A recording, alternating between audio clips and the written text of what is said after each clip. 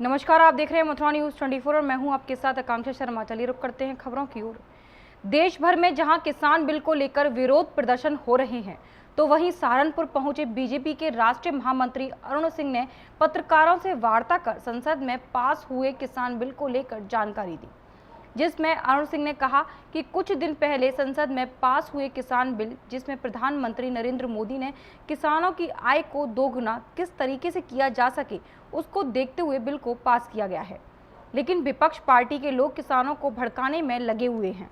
साथ ही संसद में पास किए गए किसान बिल में जहां किसान पहले अपनी फसल को कहीं पर बाहर नहीं बेच सकता था, लेकिन अब इस बिल के आने से किसानों को मुक्ति मिलेगी और वह अपनी फसल को अन्य किसी प्रदेश में जाकर उचित मूल्य पर बेच सकेगा।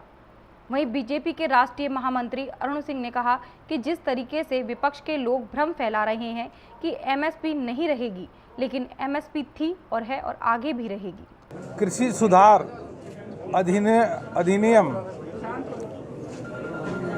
यह जो संसद में पारित हुआ, अब जो कानून बना है माननीय प्रधानमंत्री जी के नेतृत्व में, किसानों की आमदनी दोगुना करने के दिशा में बहुत बड़ा कदम है। किसान को एक स्थान पे केवल जो अपना उत्पाद बेचता था उससे मुक्ति मिलेगी, किसान को वैकल्पिक बाजार मिलेगा। किसान को जो विपक्ष की पार्टियां भ्रम फैला रहे हैं कि एमएसपी नहीं रहेगी, एमएसपी थी, एमएसपी है, एमएसपी रहेगी। अगर किसानों की जो उत्पाद है 1.5 गुना एमएसपी करने का कोई काम किया, स्वामीनाथन कमेटी के रिकमेंडेशन को मानने का कोई काम किया, तो मोदी जी के नेतृत्व में हुआ, माननीय प्रधानमंत्री मोदी जी ने किया है। दूसरा, विपक्ष की पार्टियां भ्रम है जो फैला रही हैं कि करार के माध्यम से उनको ज़मीन ले लिया जाएगा। मैं स्पष्ट करना चाहूँगा कि करार के माध्यम से किसानों की कोई ज़मीन, 1 इंच भी ज़मीन न गिरवी रखी जा सकती है, न किराए पे ले जा सकती है, न लीज ली जा सकती है।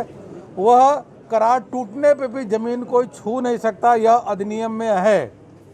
दूसरी बात, इस जो करार के माध्यम से अब जो किसान हैं उनके लिए यह कृषि क्षेत्र में रिसर्च और टेक्नोलॉजी, इन दोनों के माध्यम से एक क्रांति आने वाली है। उत्तम क्वालिटी के बीज मिलेंगे, हाई टेक्नोलॉजी मिलेगी, अच्छे उनको बाजार मिलेंगे और उसके माध्यम से किसानों की आमदनी बहुत बढ़ने वाली है। जैसे हमने देखा, नए बीज जब हमने